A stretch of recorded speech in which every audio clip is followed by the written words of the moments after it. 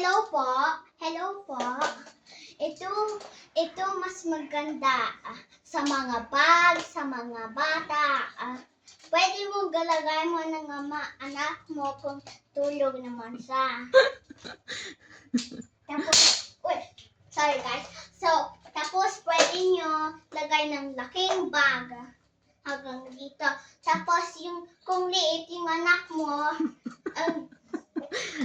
kung liit yung anak mo, tapos yung ganito sa parang sa baby mo, lagay mo yung baby mo dyan, tapos ganito mo siya, tapos para hindi masakit dito.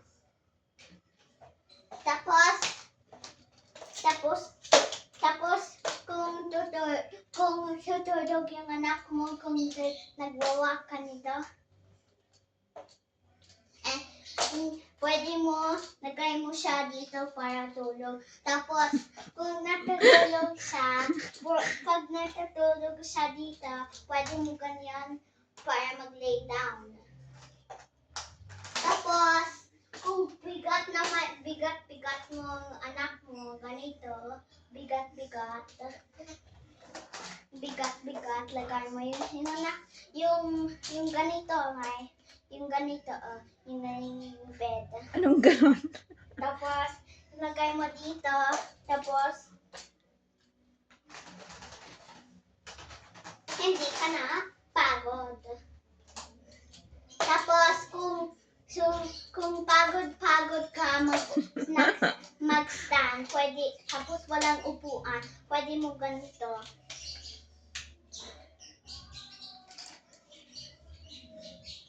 See? Maganda, di ba? Tapos kung tutulog ka ba, ganito. Tapos, kung yung anak mo, wala na, hanapin mo siya. Tapos, kung doon pa siya sa likod mo, Chinese. Talking Tagalog. kung dito siya sa likod mo,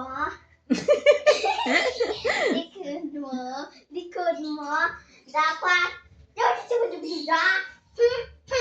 tapos, punta ka na sa airport. Kung pagod yung 3-year-old anak mo, and then it's already time for going to the plane, your anak is tired of walking, you can just put your anak like this. Tapos, explain, kung example, ito yung anak mo, bed, tapos yung anak mo dito. Wait lang ito yung anak mo. Tapos, lagay mo siya dito. Tapos, ganyan. Yan kasi ganyan pa.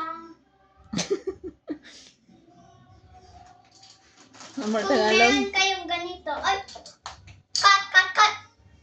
Amor Tagalog. No. I still have more. No more. Tapos kung pagod kang ganito, may dalawa ikaw ng bata, tapos walang space ng bata mo. Wag dito parang stuff mo, Okay, tapos yung anak mo dito, yung isa, 3 years old, di ba? Yung baby dito. Tapos yung 3 years old, pwede mo ganito, Ito yung 3 years old, tapos, diba? Tapos, gusto mo magkain. What? Wala ikaw ng upuan.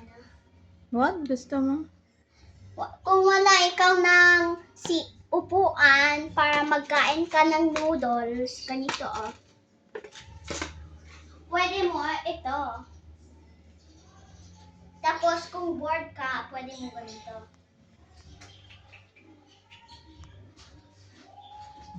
Tapos, Always tapos? what? Tapos, yung anak mo, kung pagod gusto niya ng noodles, hindi pwede. Tapos, kung gusto niya ng laruan dito, ganito mo, Enough na. Time to eat. Not yet. Snack. Hurry! Ito yung toy ni anak mo, Tapos, ito yung anak mo, yung bata. Okay? Tapos, dito siya, 3 years old pa lang yun. Tapos, dito yung pet niya. Tapos, nahulog. Tapos, gusto naman ganito, ha? Pwede mo ganyan. So, ganun yan. Ganun yan. I'm sweaty. What can you say? Bye-bye. Bye-bye! Pasensya na, ikaw. Oy, wait lang, Wait lang, madam. Okay? So, yung maganda. Actually, I'm not actually talking Tagalog. I'm actually American. I only can say Tagalog a little bit. And I can say English a lot. Yeah. Bye, guys.